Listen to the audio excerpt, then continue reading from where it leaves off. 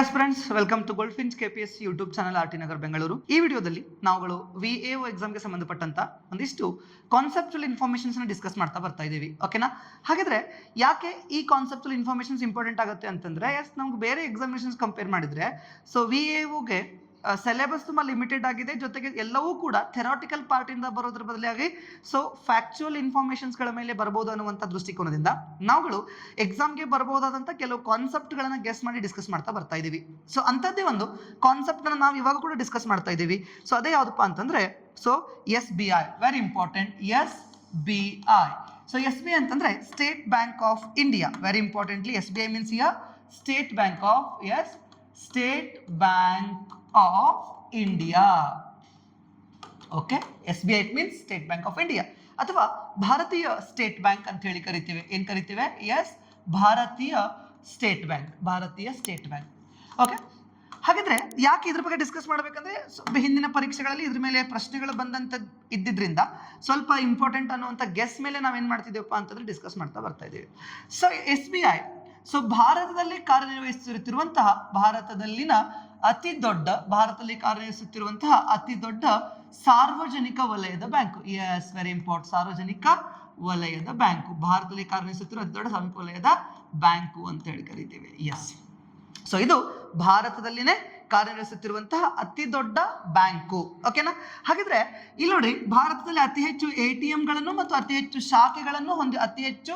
ಶಾಖೆಗಳನ್ನು ಹೊಂದಿರುವಂತಹ ಬ್ಯಾಂಕು ಯಾವುದಪ್ಪ ಅಂತಂದ್ರೆ ಅದು SBI. ಓಕೆ, SBIಗೆ ಇದರದೇ ಆದಂತಹ ಒಂದಿಷ್ಟು ಕಾನ್ಸೆಪ್ಚುಯಲ್ ಹಿಸ್ಟ್ರಿನ ನೋಡ್ತಾ ಹೋಗ್ತೀವಿ. ಇಲ್ಲಿ ನೋಡ್ರಿ, ನಾವು ಬ್ರಿಟಿಷರ ಅಧಿಕಾರದಲ್ಲಿದ್ದಾಗ ಪ್ರಾಂತೀಯ ಬ್ಯಾಂಕ್ಗಳಂತೆ ಸ್ಥಾಪಿಸ್ತಾ ಇದ್ರು. ಪ್ರಾಂತೀಯ ಬ್ಯಾಂಕ್ಗಳು ನಾವು ಪ್ರೆಸಿಡೆನ್ಷಿಯಲ್ ಬ್ಯಾಂಕ್ ಅಂತ ಹೇಳಿ ಕರಿತೀವಿ. ಯಾವ್ಯಾವುದು? ಫಾರ್ ಎಕ್ಸಾಂಪಲ್ 1806ರಲ್ಲಿನ ಮೊದಲನೇದಾಗಿ 1800 ಪ್ರಾಂತೀಯ ಬ್ಯಾಂಕ್ಗಳು ಅಂತ ಹೇಳಿ ಕರಿತೇವೆ. ಓಕೆ, ಈ ಪ್ರಾಂತೀಯ ಬ್ಯಾಂಕ್ಗಳನ್ನ ಯೂಶಲಿ ನಾವೇನ್ ಮಾಡ್ತಾ ಹೋಗ್ತೀವಪ್ಪ ಅಂತಂದ್ರೆ, ಬೇರೆ ಬೇರೆ ಅವಧಿಗಳಲ್ಲಿ ಬೇರೆ ಬೇರೆ ಸಮಯದಲ್ಲಿ ನಾವೇನ್ ಮಾಡ್ತಾ ಹೋಗ್ತೀವಿ ಅಂತಂದ್ರೆ ಸ್ಥಾಪನೆ ಮಾಡ್ತಾ ಬಂದಿದ್ವಿ. 1806ರಲ್ಲಿ ಬ್ಯಾಂಕ್ ಆಫ್ ಕಲ್ಕತ್ತಾ, ನೆನ್ಪಿಟ್ಕೋಬೇಕು, ಬ್ಯಾಂಕ್ ಆಫ್ ಕಲ್ಕತ್ತಾ. 1806ರಲ್ಲಿ ಬ್ಯಾಂಕ್ ಆಫ್ ಕಲ್ಕತ್ತಾ. 1840ರಲ್ಲಿ ಬ್ಯಾಂಕ್ ಆಫ್ ಮುಂಬೈ, ಮತ್ತು 1843ರಲ್ಲಿ bank of Madras. Very very important. ಇಲ್ಲಿ ನೋಡಿ, ಪ್ರಾಂತೀಯ ಬ್ಯಾಂಕ್ಗಳು ಅಂತ ಹೇಳಿ ಕರಿತೀವಿ. ಈ ಪ್ರಾಂತೀಯ ಬ್ಯಾಂಕ್ಗಳನ್ನ ನಾವೇನ್ ಮಾಡ್ತಾ ಹೋಗ್ತೀವಪ್ಪ ಅಂತಂದ್ರೆ, 1806ರಲ್ಲಿ ಬ್ಯಾಂಕ್ ಆಫ್ ಕಲ್ಕತ್ತಾ, 1840ರಲ್ಲಿ ಬ್ಯಾಂಕ್ ಆಫ್ ಮುಂಬೈ, 43ರಲ್ಲಿ ಬ್ಯಾಂಕ್ ಆಫ್ ಮದ್ರಾಸ್ ಅನ್ನ ಸ್ಥಾಪನೆ ಮಾಡ್ತೇವೆ. ಈ ಮೂರು ಬ್ಯಾಂಕ್ಗಳನ್ನ 1921ರಂದು ವಿಲೀನಗೊಳಿಸಿ ನಾವು ಇದಕ್ಕೆ ಇಂಪೀರಿಯಲ್ ಬ್ಯಾಂಕ್ ಅಂತ ಮರುನಾಮಕ ಮಾಡ್ತೀವಿ. ಯಾವ bank? Imperial bank. Very very important. ಇಲ್ಲಿ ನೋಡಿ, 1806ರ ಬ್ಯಾಂಕ್ ಆಫ್ ಕಲ್ಕತ್ತಾ, 1840ರ ಬ್ಯಾಂಕ್ ಆಫ್ ಮುಂಬೈ ಮತ್ತು 1843ರ ಬ್ಯಾಂಕ್ ಆಫ್ ಮದ್ರಾಸ್, ಈ ಮೂರು ಬ್ಯಾಂಕ್ಗಳನ್ನ 1921ರಲ್ಲಿ ಒಂದು ವಿಲೀನಗೊಳಿಸಿ ಇಂಪೀರಿಯಲ್ ಬ್ಯಾಂಕ್ ಅನ್ನ ಸ್ಥಾಪನೆ ಮಾಡ್ತೇವೆ. ಇಲ್ಲಿ ನೋಡಿ, 1935ರಲ್ಲಿ RBI ಸ್ಥಾಪನೆಯಾಗುವ ಪೂರ್ವದಲ್ಲಿ, 1935ರಲ್ಲಿ RBI ಸ್ಥಾಪನೆಯಾಗುವಂತಹ ಪೂರ್ವದಲ್ಲಿ ನಾವು ಇಂಪೀರಿಯಲ್ ಬ್ಯಾಂಕ್ ಏನಾಗಿತ್ತು ಅಂತಂದ್ರೆ ಕೇಂದ್ರ ಬ್ಯಾಂಕ್ ಆಗಿ ಕಾರ್ಯವನ್ನು ನಿರ್ವಹಿಸಿತ್ತು. ಯಾವ ಬ್ಯಾಂಕು? ಕೇಂದ್ರ ಬ್ಯಾಂಕ್ ಆಗಿ ಕಾರ್ಯವನ್ನ ನಿರ್ವಹಣೆ ಮಾಡಿತ್ತು. ಯಾವುದು? ಇದೇ ಇಂಪೀರಿಯಲ್ ಬ್ಯಾಂಕ್. 1921ರಿಂದ 1955ರವರೆಗೆ ಇದು ಇಂಪೀರಿಯಲ್ ಬ್ಯಾಂಕ್ ಆಗಿನೇ ಏನ್ ಮಾಡಿತ್ತು ಅಂತಂದ್ರೆ ಕಾರ್ಯವನ್ನ ನಿರ್ವಹಣೆ ಮಾಡಿತ್ತು. 1955ರಲ್ಲಿ ಇಂಪೀರಿಯಲ್ ಬ್ಯಾಂಕ್ ಅನ್ನು 1955ರಲ್ಲಿ ಇಂಪೀರಿಯಲ್ ಬ್ಯಾಂಕ್ ಅನ್ನು ನಾವೇನ್ ಮಾಡ್ತಾ ಹೋಗ್ತೀವಪ್ಪ ಅಂತಂದ್ರೆ SBI ಆಗಿ ಮರುನಾಮಕರಣ ಮಾಡ್ತೇವೆ. ಏನ್ ಮಾಡ್ತೇವೆ? ಮರುನಾಮಕರಣ.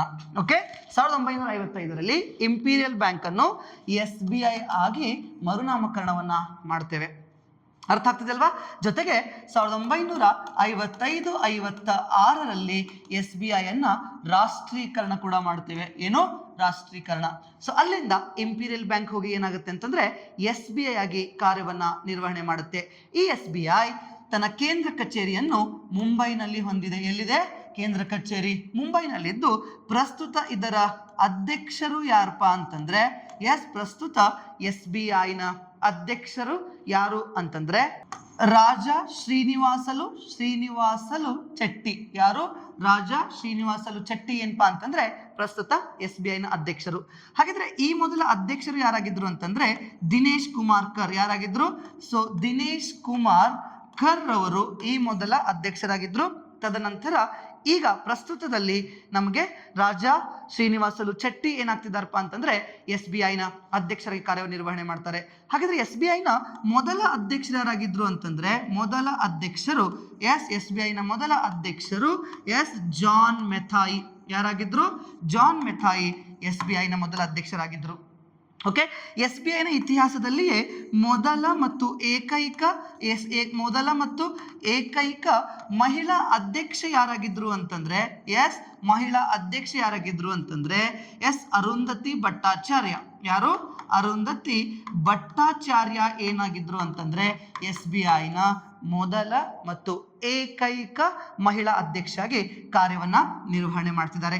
ಸೊ ಜಗತ್ತಿನ 55ನೇ ಅತಿ ದೊಡ್ಡ ಬ್ಯಾಂಕು, ಬಹುಮುಖ್ಯವಾಗಿ ಜಗತ್ತಿನ 55ನೇ ಅತಿ ದೊಡ್ಡ ಬ್ಯಾಂಕು ಭಾರತದಲ್ಲಿ ಅತಿ ಹೆಚ್ಚು ಸಾಲ ನೀಡಿರುವ ಮಾರುಕಟ್ಟೆಯನ್ನು ಹೊಂದಿದೆ. ಅತಿ ಹೆಚ್ಚು ಸಾಲ ನೀಡಿರುವ ಮಾರುಕಟ್ಟೆಯನ್ನು ಹೊಂದಿದೆ.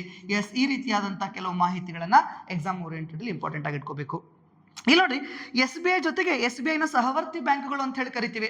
ಇಲ್ಲಿ SBI ನಲ್ಲಿ ತನ್ನ ಸಹವರ್ತಿ ಬ್ಯಾಂಕ್ಗಳನ್ನು ಸಹ ನಾವೇನ್ ಮಾಡ್ತಾ ಹೋಗ್ತೀವಿ ಅಂತಂದ್ರೆ ವಿಲೀನ ಮಾಡ್ತಾ ಹೋಗ್ತೇವೆ. 1959ರಲ್ಲಿ SBI ಸಹವರ್ತಿ ಬ್ಯಾಂಕ್ಗಳ ಕಾಯ್ದೆನ ಜಾರಿಗೆ ತರಲಾಯಿತು. 1959ರಲ್ಲಿ SBI ನ ಸಹವರ್ತಿ ಬ್ಯಾಂಕುಗಳ ಕಾಯ್ದೆಯನ್ನು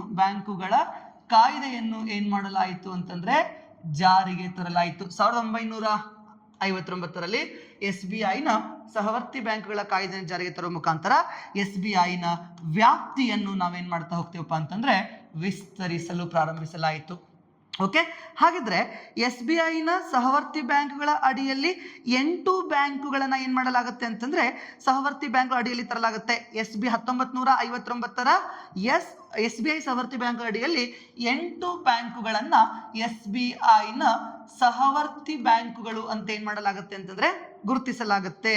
ಓಕೆ, ತದನಂತರ ಸುಮಾರು ಸಹವರ್ತಿ ಬ್ಯಾಂಕ್ಗಳು SBI ನಲ್ಲಿ ಏನಾಗ್ತಾ ಹೋಗ್ತಪ್ಪ ಅಂತಂದ್ರೆ ವಿಲೀನವಾಗ್ತಾ ಹೋಗ್ತವೆ. ಸುಮಾರು ಸಹವರ್ತಿ ಬ್ಯಾಂಕ್ಗಳು SBI ನಲ್ಲಿ ವಿಲೀನ ಆಗ್ಲಿಕ್ಕೆ ಪ್ರಾರಂಭಿಸ್ತವೆ.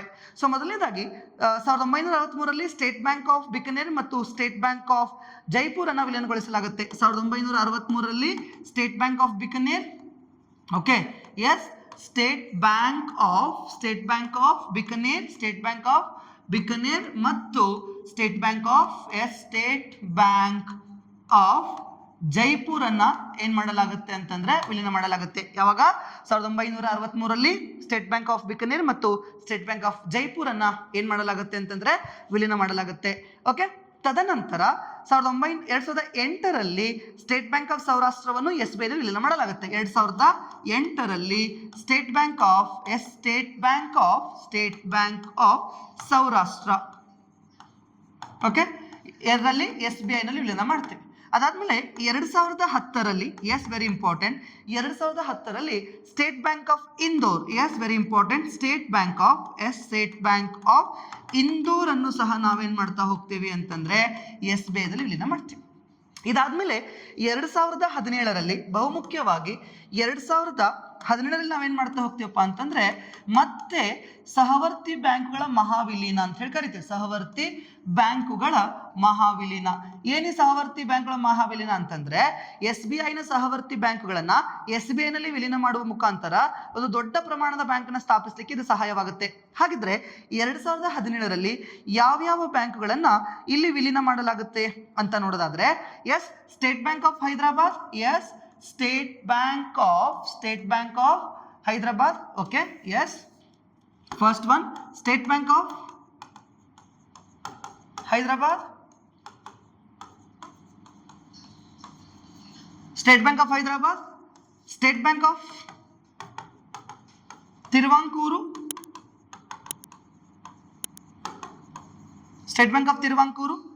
State bank of